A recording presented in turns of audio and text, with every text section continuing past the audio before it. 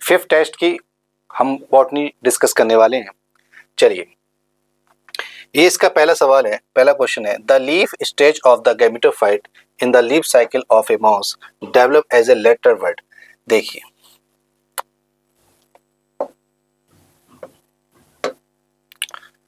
Leafy stage, mouse की life cycle में जो लीफी स्टेज होती है बर्ड फॉर्म में कहां से डेवलप होती है? सिंपल सवाल था, क्वेश्चन था, आंसर होगा इसका secondary protonium. Next, given below is the list of some events in the life of a plant. How many of them are affected by interaction of more than one plant growth regulator? ये कुछ events they रखे हैं या कुछ effect दे रखे हैं plant के, हमें ये बताना है कि इनमें से ये जो इफेक्ट हैं कितने हार्मोन शो करते हैं। अब अगर हम बात करें एपिकल डोमिनेंसी की, तो एपिकल डोमिनेंसी कौन शो करता है सर? ऑक्सिन, सेंसेन, एब्सिसिक एसिड, ठीक है, डोर्मेंसी और abscission, डोर्मेंसी of in सीडवर्ड्स and abscission. तो ऑक्सिन हो गया, एब्सिसिक हो गया, क्योंकि सेंसेन और एब्सेशन जो है ये भी एब्सिसिक एसिड शो करेगा, एब्सिसिक एसिड, इथाइलिन,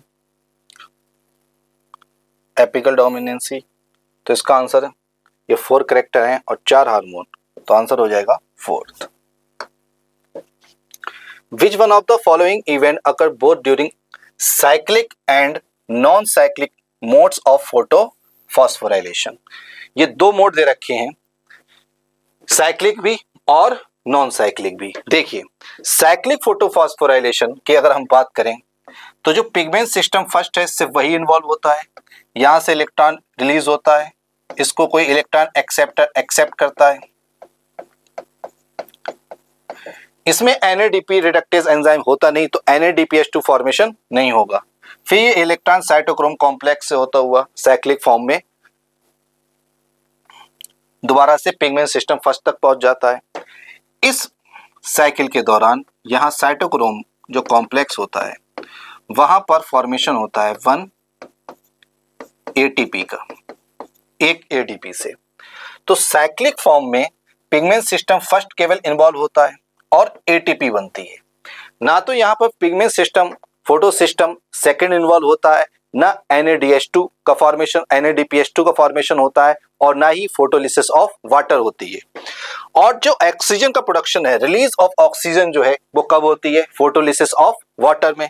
तो पिगमेंट सिस्टम जब फोटो सिस्टम सेकेंड इन्वॉल्व नहीं होगा तो involvement of both photo system first and photo system second, तो ये क्या है? नहीं, हमसे पूछा है अकर्स बोथ, दोनों में पूछा है। तो देखिए, photo system first and photo system second ये दोनों इन्वॉल्व होते हैं केवल नॉन साइक्लिक फोटोफॉस्फोराइलेशन में, तो ये आंसर क्या हो गया? गलत। Formation of ATP, non cyclic photophosphorylation के दौरान भी ATP का फॉर्मेशन होता है, तो ये ठीक है। रिलीज ऑफ ऑक्सीजन, देखिए रिलीज ऑफ ऑक्सीजन तब होगी जब फोटोलिसिस ऑफ वाटर होगा, फोटोलिसिस ऑफ वाटर होगा, और ये कब होता है? नॉन साइक्लिक में, साइक्लिक में नहीं, तो ये भी क्या है? गलत है।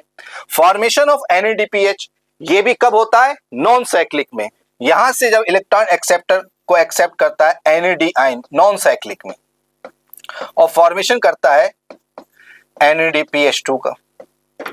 तो इस दौरान वो, ये साइक्लिक की बात नहीं कर रहा हूं, नॉन साइक्लिक में NADPH2 फॉर्मेशन होता है। तो केवल एक ही चीज है जो दोनों में कॉमन है, और वो क्या है? ATP formation. नेक्स्ट, अब यहां पर 2 लिस्ट है और इनको हमें मैच करना है। एपीपेटलस कंडीशन, यानी जब स्टेमिन, ठीक है, जब एंड्रोशियम एपी मतलब ऊपर, पेटल से जुड़ा होता है, तो इस कंडीशन को हम लोग क्या कहते हैं? Epipetalous condition. और ये कंडीशन में पाई जाती है किसमें बेटा? सोलेनेसी में। अब देखिए, सोलेनेसी का कौन एग्जांपल है इसमें? ब्रिंजल। तो आंसर क्या हो जाएगा इसका? Second. Vexillary aestivation, vexillary aestivation is the characteristic feature of Fabaceae family, जिसमें एक पोस्टीरियर स्टैंडर्ड ये ओवरलैप करता है टू विंग्स के ऊपर, ये ओवरलैप करता है टू पेटल्स के ऊपर और फॉर्म यहाँ पे कील फॉर्मेशन होता है। इस एस्टिवेशन को हम लोग क्या बोलते हैं? Vexillary aestivation. और इस तरह का एस्टिवेशन पाया जाता है फैमिली फेविएसी में। तो इसका आंसर हो जाएगा थर्ड, एपिफिलस स्टेमिन। एपिफिलस मतलब जब स्टेमिन अटैच होता है पेरियंथ यानी कि टेपल्स के साथ, और ये होता है लिलिएसी में। तो इसका हो जाएगा फर्स्ट। पैराइटल प्लेसेंटेशन, कि जब देखिए प्लेसेंटेशन में क्या होता है, ओव्यूल जो अरेंजमेंट होता है उसको हम लोग प्लेसेंटेशन कहते हैं ओवरी के अंदर। तो जब पेरीफेरी से ओव्यूल अटैच होते हैं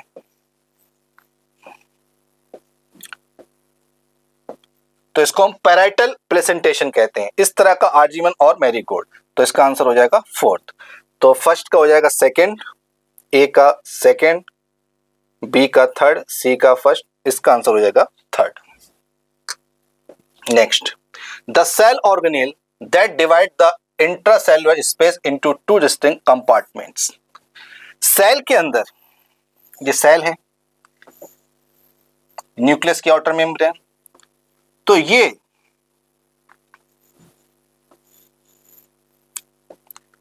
रफ एंडोप्लाज्मिक रेटिकुलम, यहां पर राइबोसोम होंगे। इसके अलावा कुछ और यहाँ पे लैमेलाई पाई जाती है, स्मूथ एंडोप्लाज्मिक रेटिकुलम। तो ये जो नेटवर्क पूरा के पूरा साइटोप्लाज्म के अंदर दिखाई देता है रेटिकुलम का, जिसको हम एंडोप्लाज्मिक रेटिकुलम करते हैं, ये साइटोप्लाज्म के दो कंपार्टमेंट कर देता है। एक जिसमें एंडोप्लाज्मिक रेटिकुलम होगी उसको हम लोग क्या कहेंगे? लुमिनल। और जिसमें नहीं होती उसको हम लोग क्या कहते हैं? साइटोप्लाज्म का वो हिस्सा जिसमें ये जो रेटिकुलम नेटवर्क है वो दिखाई नहीं देता, उसको हम लोग क्या कहते हैं? एक्स्ट्रा लुमिनल। तो एंडोप्लाज्मिक रेटिकुलम जो है वो इंट्रासेलुलर स्पेस यानी कि साइटोप्लाज्म को डिवाइड कर देता है दो कंपार्टमेंट। आंसर हो जाएगा fourth. Which of the given plant have embryo but lack seed. इनमें से वो कौन सा प्लांट है जिसके अंदर एम्ब्रियो तो होता है लेकिन सीड्स नहीं होते? देखिए,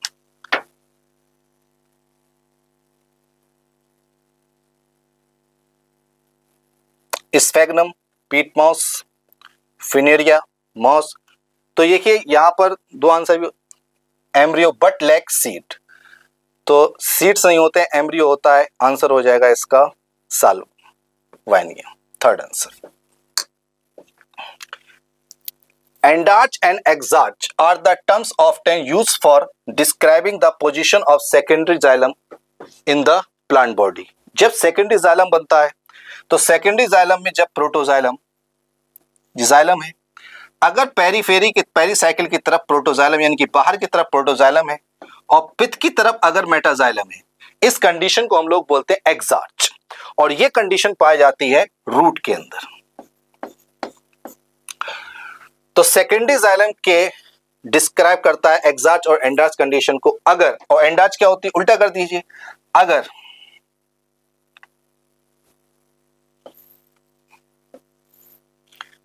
जाइलम, सेकेंडरी जाइलम बाहर की तरफ पेरीसाइकिल की तरफ मेटाजाइलम हो और पिथ की तरफ अगर प्रोटोजाइलम हो, इस कंडीशन को हम लोग बोलते हैं एंडार्च कंडीशन।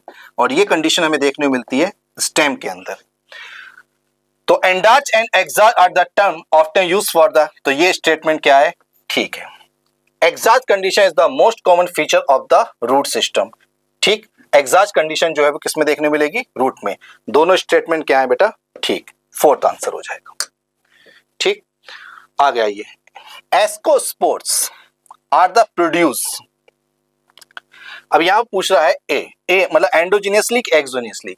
तो देखिए जो एस्का यानी कि एस्का होता है उसके अंदर बनते हैं, एंडोजीनियस का मतलब होता है इनसाइड मतलब अंदर की तरफ बनना, और एक्सोजीनियस का मतलब होता है बाहर की तरफ। तो यहां पर जो एक्सोस्पोर होते हैं ये एंडोजीनियसली प्रोड्यूस होते हैं और सैक में प्रोड्यूस होते हैं। आंसर हो जाएगा third. If egg of an organism has 20 picogram of DNA in its nucleus, how much DNA would. आपको पूछ रहा है कि एग के अंदर अगर 20 पीजी डीएनए है तो आपको बताना है डिप्लॉयड सेल में सेम ऑर्गेनिज्म के अंदर G2 फेज में माइटोसिस डिवीजन है। देखिए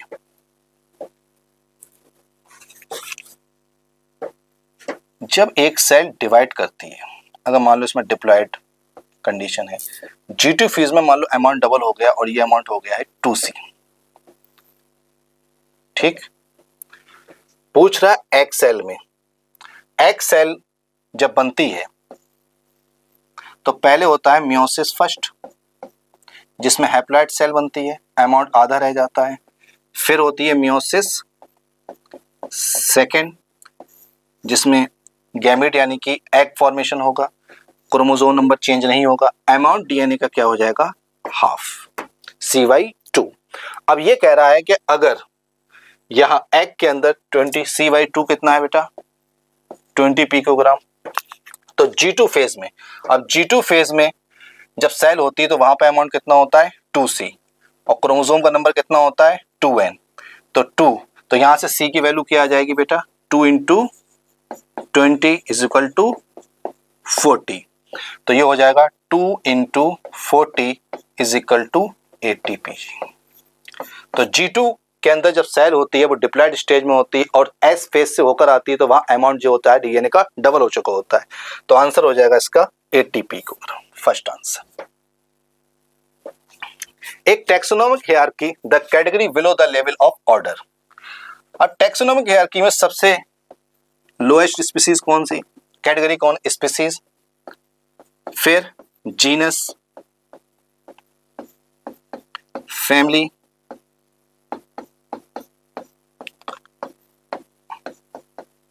ऑर्डर,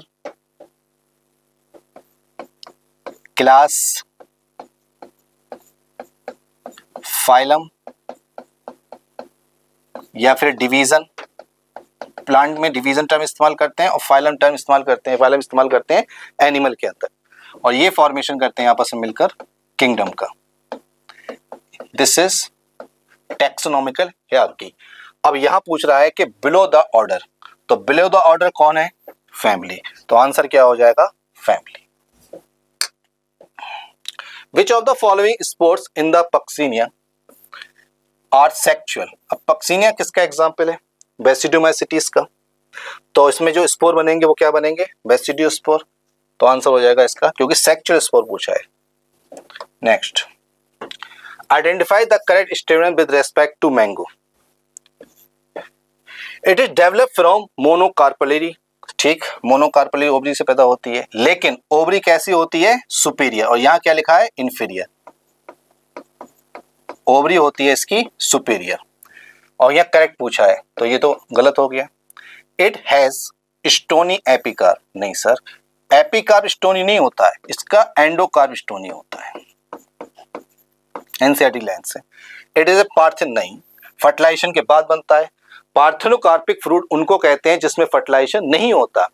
विदाउट फर्टिलाइजेशन जब फ्रूट फॉर्मेशन होता है तो उसको हम पार्थेनोजेनेसिस कहते हैं, और ऐसे फ्रूट जो है वो पार्थेनोकार्पी कहलाते हैं, एप्पल वगैरह। तो ये भी क्या है बेटा, गलत है। It has flashy and edible mesocarp, ये ठीक है।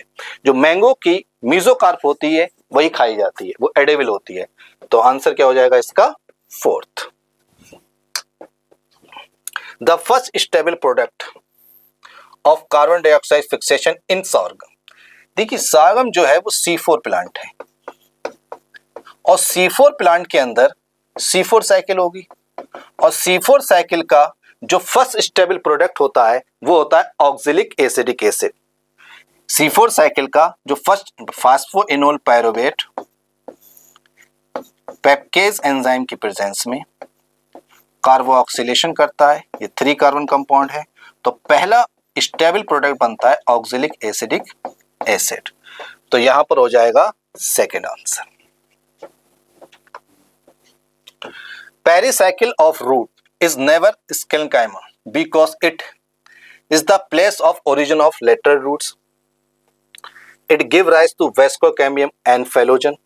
It give rise to root hairs, यहां से लेटरल रूट्स निकलती है। It give rise to vascular cambium, ये भी ठीक है, तो more than one option is correct. Which of the following is reduced during the conversion of succinic acid to fumaric acid? अब ये जो सक्सिनिक एसिड फ्यूमेरिक एसिड में कन्वर्ट होता है क्रेब साइकिल के दौरान, तो वहां पर देखिए जो क्रेब साइकिल होती है और सिट्रिक एसिड बनता है, उसमें first stable product oxalic acidic acid react करता है, एसिटाइल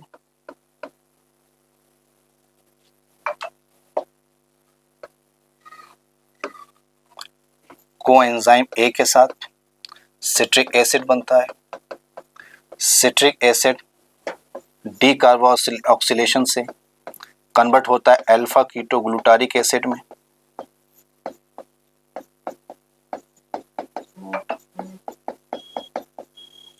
देन यहाँ डिहाइड्रोजिनेशन होता है, डी कार्बोक्सिलेशन होता है, सक्सिनिक एसिड बनता है, सक्सिनिक एसिड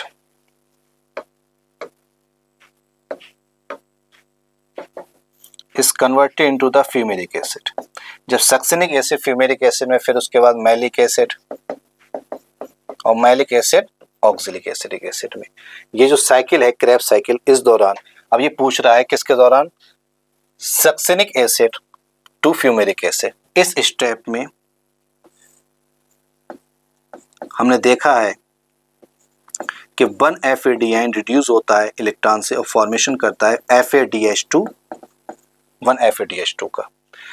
तो यहाँ पर रिडक्शन होता है FADH कोएंजाइम जो है ऑफ सिंथेसिस होती है 1 FADH2 मॉलिक्यूल की। क्या कह रहा है, रिड्यूस्ड। तो कौन है इस दौरान, इस स्टेप में रिड्यूस होता है FADH। फर्स्ट आंसर हो जाए। The major limiting factor for photosynthesis for small plant growing in dense forest. अब फॉरेस्ट अगर डेंस है तो जो स्मॉल प्लांट है उन तक क्या नहीं पहुंचेगी, कैनोपी की वजह से लाइट नहीं पहुंच पाएगी। तो यहाँ पर जो मेजर लिमिटिंग फैक्टर होगा स्मॉल प्लांट्स के लिए, अब खुद देखिए, अगर कोई लार्ज ट्री है यहाँ पे, फिर ये यहाँ पे स्मॉल ट्री है, यहाँ भी लार्ज ट्रीज है, तो जो लाइट है वो ऊपर ही इन प्लांट्स, ये प्लांट रोक लेंगे। तो जो नीचे की तरफ छोटे छोटे प्लांट्स हैं इन तक लाइट नहीं पहुंच पाती, जिसकी वजह से इनमें जो लिमिटिंग फैक्टर दिखाई देता है वो कौन है, लाइट।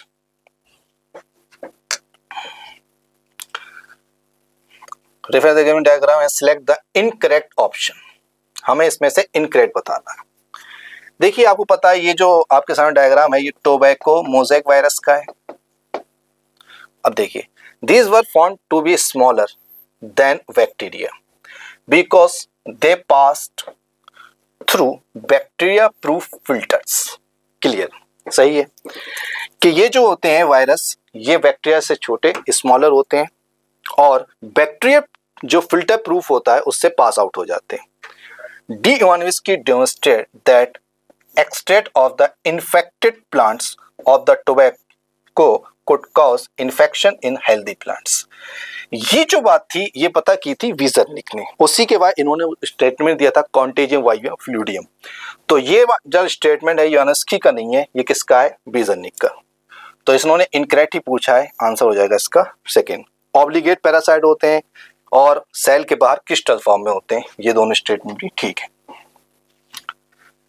यहाँ पे डायग्राम दे रखे हैं ए बी सी है और उसको हमें बताना है कि कौन कौन से डायग्राम है। चलिए, अब सेंट्रोमियर की बनने की वजह से क्रोमोसोम 4 अगर सेंटर में बनता है सेंट्रोमियर, जब क्रोमेटेड दोनों आर्म बराबर होते हैं, इसको हम लोग बोलते हैं मेटासेंट्रिक। अबे फ्रॉम द सेंट्रिक थोड़ा सा सब मेटासेंट्रिक, थोड़े और शॉर्ट अगर आर्म बनते हैं, एक लॉन्ग आर्म बनता है एक्रोसेंट्रिक, और बिल्कुल अगर एंड पे बनता है तो उसको हम लोग बोलते हैं टीलोसेंट्रिक। तो ए जो है वो टीलोसेंट्रिक है, ठीक है, बी एक्रोसेंट्रिक है, सी सब मेटासेंट्रिक है, ये भी ठीक, और डी मेटासेंट्रिक है। तो इसमें सिर्फ आपको आइडेंटिफाई करना थे क्रोमोसोम। तो 4 तरह के क्रोमोसोम जो दे रखे हैं एनसीईआरटी में, इजी सवाल है, क्वेश्चन है। Which of the following is not true for an eukaryotic cell? अब हमें यूकैरियोटिक सेल की बात करना है। It has 80S type of ribosome present in mitochondria। ये स्टेटमेंट गलत है। माइटोकॉन्ड्रिया के अंदर राइबोसोम होते हैं लेकिन 70S टाइप के होते हैं। 80S राइबोसोम जो है और ये नॉट ट्रू ही पूछा है, तो इसका पहला ही आंसर हो जाएगा। बाकी देखिए, it has ATS type of ribosome present in cytoplasm, हाँ ये स्टेटमेंट ठीक है। यूकैरियोटिक सेल के साइटोप्लाज्म के अंदर ATS राइबोसोम होते हैं, ATS टाइप के, और माइटोकॉन्ड्रिया, और अगर प्लांट सेल है तो उसके क्लोरोप्लास्ट के अंदर भी कौन से होंगे, 70S टाइप के। प्रोकैरियोटिक सेल में केवल और केवल 70S टाइप के होते हैं। माइटोकॉन्ड्रिया कैन सर्कुलर DNA, ये भी ठीक है।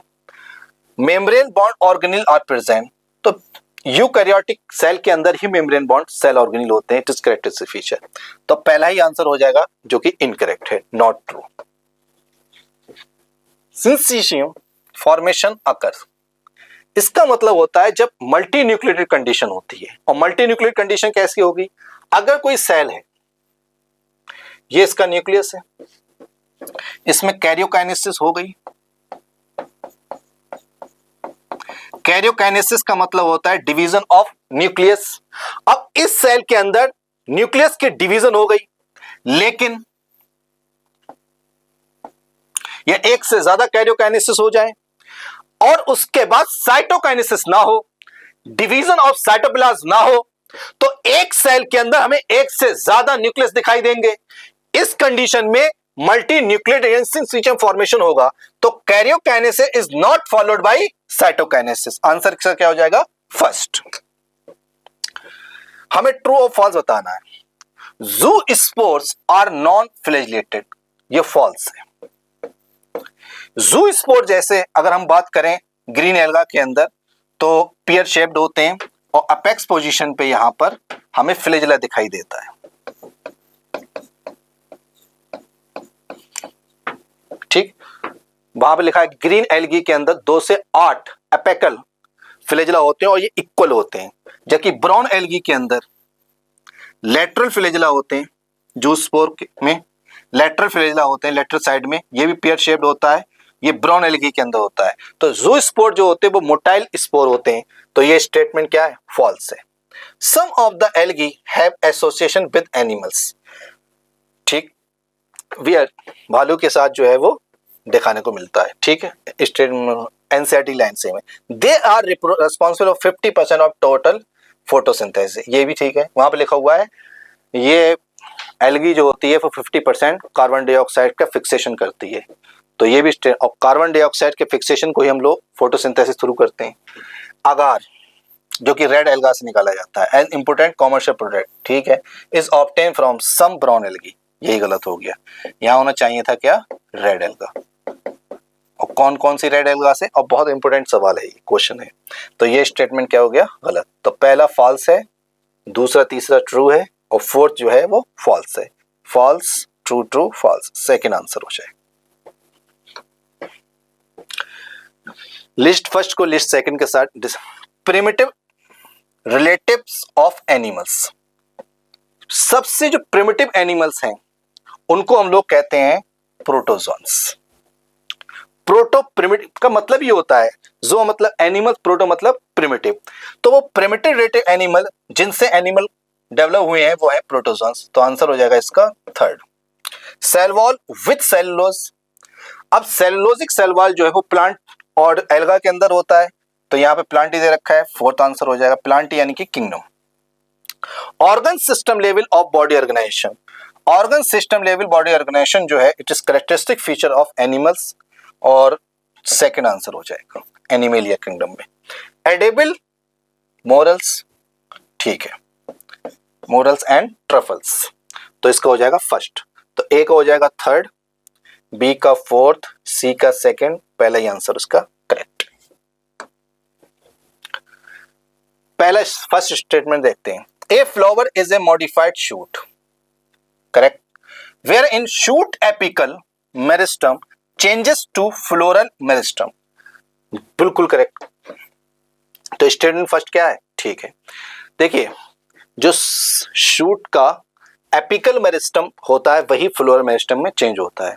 शूट एपिकल मेरिस्टम ही फॉर्मेशन करता है ब्रांचेस लीफ का और फ्लावर्स का, तो ये स्टेटमेंट क्या है, ठीक है। इन प्लांट्स लाइक टोमेटो, अब tomato endosperm is covered by a proteinaceous layer called aleurone layer. Tomato dicot होते हैं और ये करेक्टर है मोनोकॉट का, तो ये क्या हो गया, गलत। तो first statement is right and second is false. Statement first is true and statement second is false, second answer हो जाए। What does A and B represent in the given flowchart? Parent cell, M first, M second, 4 daughter cell. Parent cell में अब देखिए यहाँ meiosis first हो रही है, after meiosis first, इसको मैं यहाँ दिखा दूँ, बहुत इजी सवाल क्वेश्चन है। ये कोई मदर सेल है, इसके अंदर होती है मियोसिस फर्स्ट जो कि एक रिडक्शनल डिवीजन है, 2 डॉटर सेल्स बनेंगी। जब 2 डॉटर सेल्स बनेंगी और ये एक रिडक्शनल डिवीजन है, इसमें नंबर ऑफ क्रोमोसोम हाफ रह जाएंगे, फिर इसमें मियोसिस सेकेंड होगी, मियोसिस सेकेंड में 4 डॉटर सेल्स बनेंगी और मियोसिस सेकेंड एक इक्वेशनल डिवीजन है, तो यहाँ पर नंबर ऑफ क्रोमोसोम चेंज नहीं होंगे, मदर सेल्स की तरह होंगे। तो यहाँ पर पूछ रहा है 2 डॉटर सेल यानी ए के अंदर कितने होंगे, हैप्लॉइड, और बी के अंदर भी हैप्लॉइड, सेकेंड आंसर हो जाएगा। Which of the following is incorrect for red alga? इनमें से कौन सा स्टेटमेंट है जो रेड एल्गी के लिए करेक्ट नहीं है? Complex post fertilisation development is found, ये स्टेटमेंट करेक्ट है कि रेड एल्गा के अंदर पोस्ट फर्टिलाइजेशन डेवलपमेंट देखने को मिलता है। सेक्सुअल रिप्रोडक्शन इज ओवोगैमस, ये भी ठीक है। नॉन मोटाइल गैमीट्स, वो पूरी स्टेटमेंट है। मोटाइल स्ट्रक्चर आर कॉमन, गलत। मोटाइल स्ट्रक्चर रेड एल्गी के अंदर नॉन मतलब मोटाइल स्ट्रक्चर जो होते हैं वो अब्सेंट होते हैं, कॉमन नहीं होते हैं, तो ये क्या हो गया, गलत, और इसमें हमें इनकरेक्ट ही बताना है। अब ये हमारे पास सामने एक एम्ब्रियो का डायग्राम दे रखा है और ये आपको पता है कि मोनोकॉट है। ये ए जो है वो एंडोस्पर्म है, बी जो है वो सिंगल कॉटिलिडन है जिसको हम स्कोटेलम कहते हैं। तो ए जो है वो एंडोस्पर्म है और बी जिसको सिंगल कॉटिलिडन यानी कि स्कोटेलम कहते हैं, तो आंसर हो जाएगा इसका सेकेंड। Easy question. अब यह एसेशन रीजन का सवाल है। Gymnosperm generally show a tap root system, gymnosperm के अंदर टैप रूट सिस्टम ही जनरली देखने मिलता है।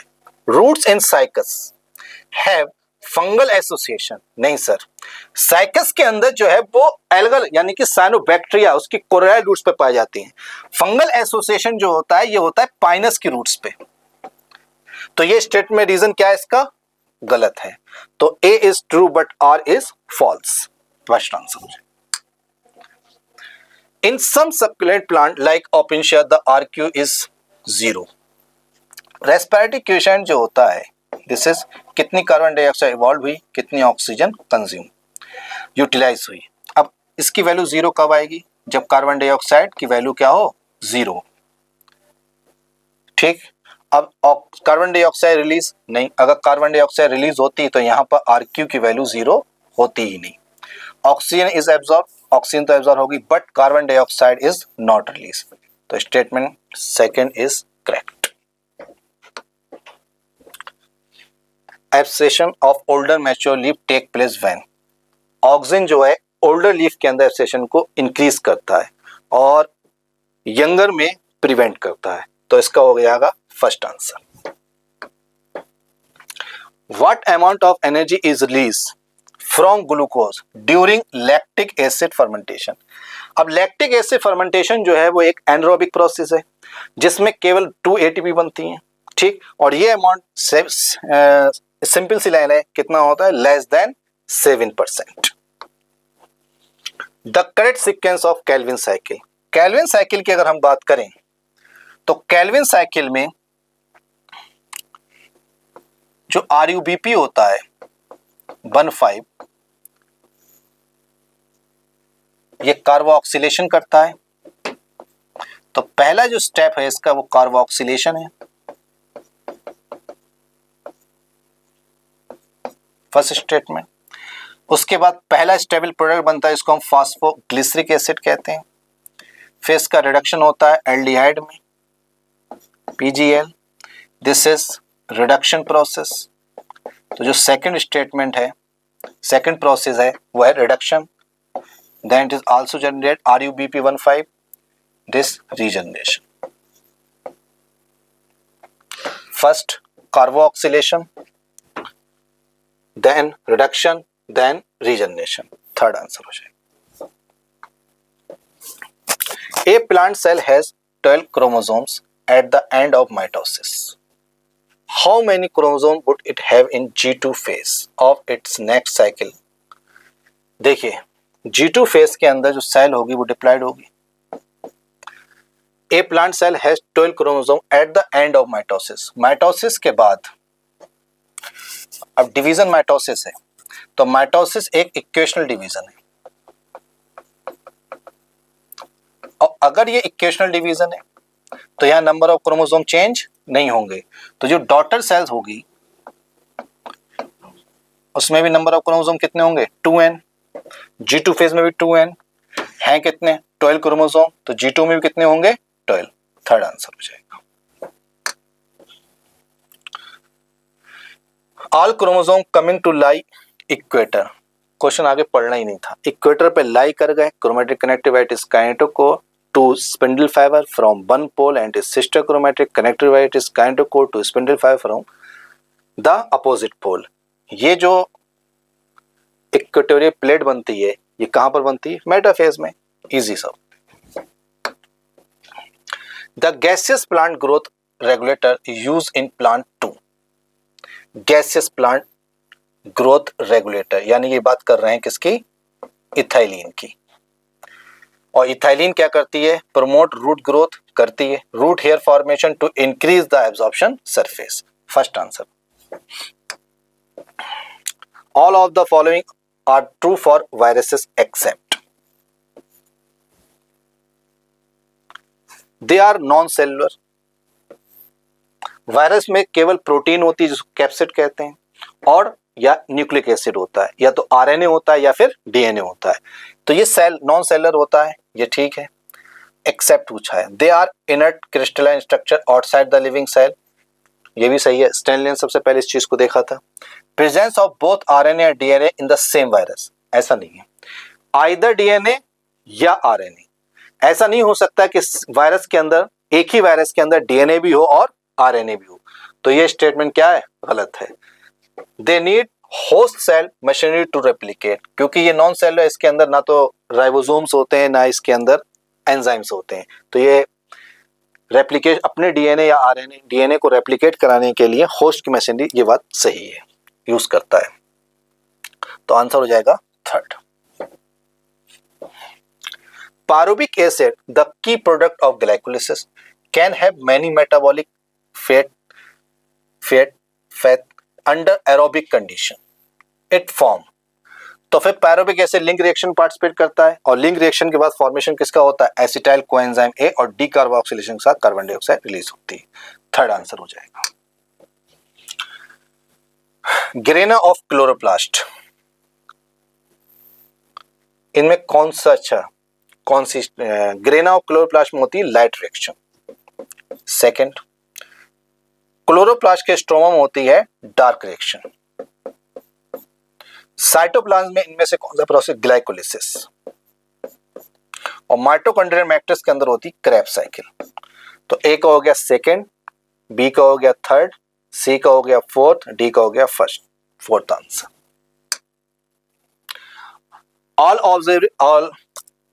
All observable characteristics are analyzed by using computers in. देखिए यहां पर हम क्लासिफिकेशन की बात कर रहे हैं, और कंप्यूटर बेस्ड टैक्सोनॉमी कौन सी है? Numerical taxonomy. Fourth answer. Total 70 species of fresh water algae are used as a food. Statement first. 70 species के बारे में लिखा हुआ है, लेकिन वो जो स्पीसीज हैं वो किसकी हैं? मेरीन वाटर की, ना कि फ्रेश वाटर की. तो ये स्टेटमेंट क्या हो गया? गलत. सेकंड देखें, Elgin is produce from porphyra. Elgin जो होता है ये ब्राउन एल्गा से निकाला जाता है. पोरफायरा जो है वो क्या है? रेड एल्गा है. तो ये भी क्या है? दोनों स्टेटमेंट क्या है? रॉन्ग है. Both statement first and second are false.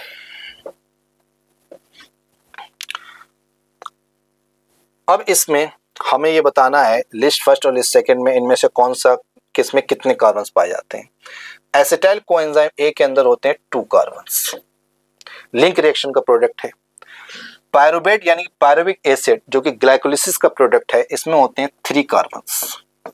Citric acid ये फर्स्ट स्टेबल प्रोडक्ट है क्रेब्स साइकिल के, इसमें होते हैं 6 carbons. Alpha ketoglutaric acid citric acid से डी कार्बोक्सिलेशन के बाद बनता है, इसमें होते हैं 5 carbons. Malic acid fumaric Krebs cycle में फ्यूमेरिक एसिड से मैलिक एसिड बनता है, उसमें होते हैं 4 कार्बन्स। तो देखिए 4 कार्बन कंपाउंड इनमें कौन है, fifth, 2 carbon compound first, 5 carbon compound fourth, 3 carbon compound pyruvic acid. तो हो जाएगा ए का फिफ्थ, बी का फर्स्ट, सी का फोर्थ, डी का second answer. Leaves originate from, leaf का ओरिजिन जो होता है वो शूट के एपिकल मेरिस्टम से होता है। एंड आर अरेंज इन, किस ऑर्डर में अरेंज होती हैं, देखिए जैसे ये देखिए ये नोट्स हैं, इसके एपिकल मेरिस्टम से लीफ निकलेगी, ब्रांच, ठीक। अब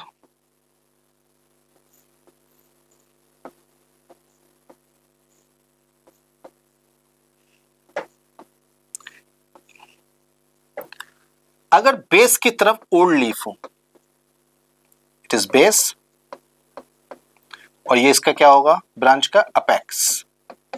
अगर बेस की तरफ ओल्ड लीफ हो, अपेक्स की तरफ न्यू लीफ हो, इस अरेंजमेंट को हम लोग बोलते हैं एक्रोपेटल।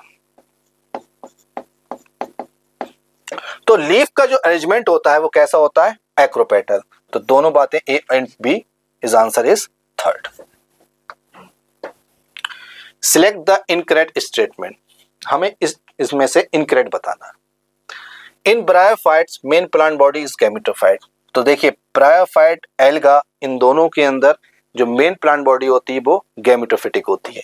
तो पहला स्टेटमेंट ठीक है। इन ट्राइडोफाइट, जिम्नोस्पर्म और एंजियोस्पर्म, इनमें जो मेन प्लांट बॉडी होती है वो स्पोरोफाइट होती है। तो ये क्या हो गया, गलत।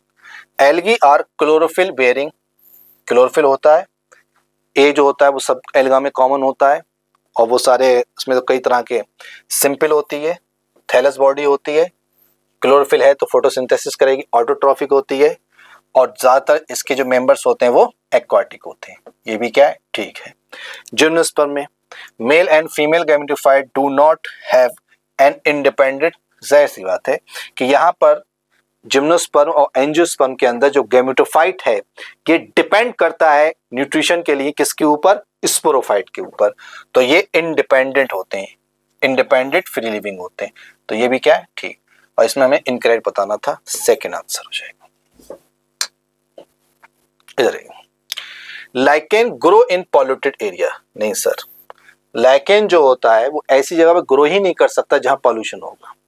लाइकेन इंडिकेटर होता है पॉल्यूशन का। अगर लाइकेन ग्रो नहीं कर पा रहे तो इसका मतलब वो एरिया कैसा है, पॉल्यूटेड है। तो lichen grow, do not grow in polluted area, तो ये क्या हो गया, गलत। Lichen is a symbiotic association between algae and fungi. तो रीजन इसका क्या है, सही है, लेकिन एसोसिएशन क्या है, गलत है। तो A is false and B is, R is true.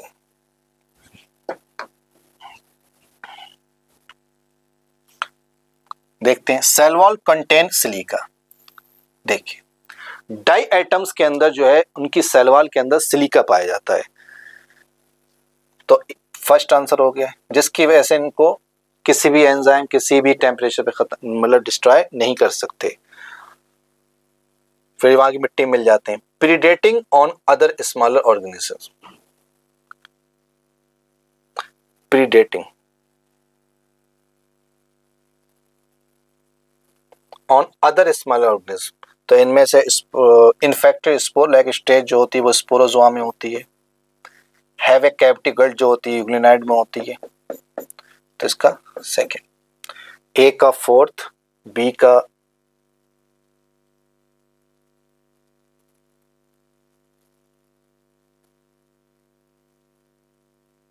नहीं, cell wall containing cilia, diatoms मोरी, predation on other cell organism, predation.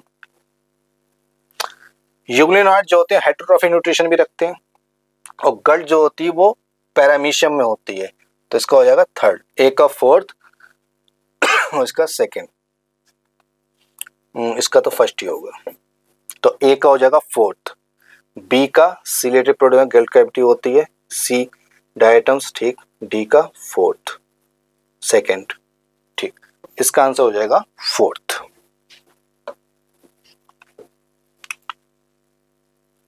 Aristotle used simple to classify plants into select the option। देखिए Aristotle का जो classification था वो morphology based था, और इन्होंने प्लांट को क्लासिफाई किया था ट्री, श्रब्स और हर्ब्स में, तो morphological character tree, shrubs and herbs, तो Aristotle use simple morphological character.